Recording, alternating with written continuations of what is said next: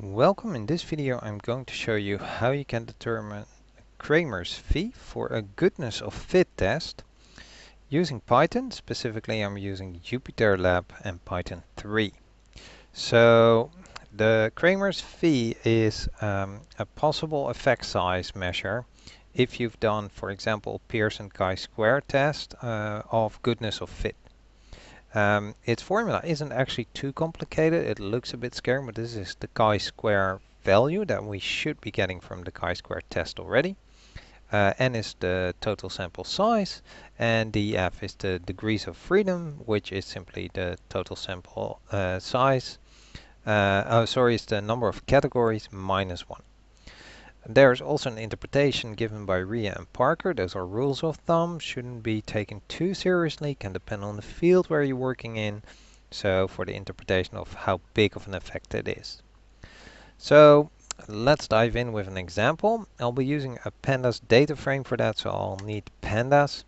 And if you haven't installed pandas, then this won't work, but you can easily install pandas, usually with pip install pandas. Shouldn't be too hard to figure out.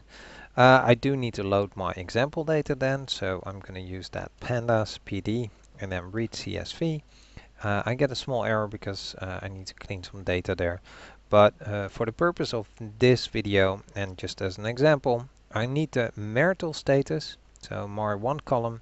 That's the one I'll be using as an example, so I'll store that as a separate variable as my field. And just to get the counts and the unique categories, and I like to store those as a numpy. So again, if you haven't installed numpy, you might need to do that first. And then I can actually show you the counts and the frequencies and the categories. Now for the Cramer's V, I haven't found any function immediately in any packages. Perhaps there's one out there, but it's not too hard to do this ourselves as long as we have that chi-square value. So if you look at my video on Pearson chi-square goodness of fit, I show you how you can actually do this. So I'll just have to do that again to run the chi-square test and get 0 as the result, because 1 would be the p-value and 0 is the chi-square value. If you don't want to use that chi-square value, you can calculate it yourself. This is the formula. You take the frequencies minus the expected frequency squared and then divide it by the expected frequency. So in this case, what I can do is I can say my counts minus the average of my counts, which is my basic expected value. If those are different, it's slightly different. Squared, so the double stars means square in Python. And then the basic average again, so the e-value. And that should give you the same result. As you can see, they're matching. We also need the sample size, which basically is the sum of the counts. And we need the degrees of freedom.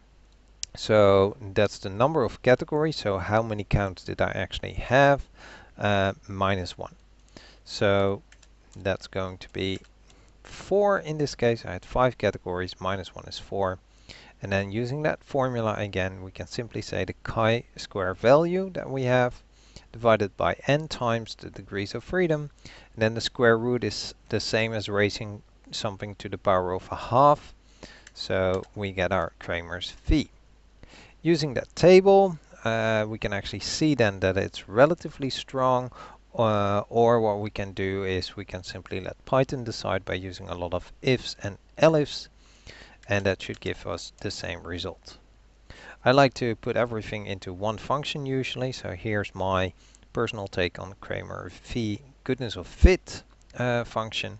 I'll put this Jupyter notebook in the description if you're interested, and that would do everything for us in one go, and it nicely shows us the Cramer's V and interpretation by Ria and Parker. Alright, I hope this video was helpful and thank you for watching.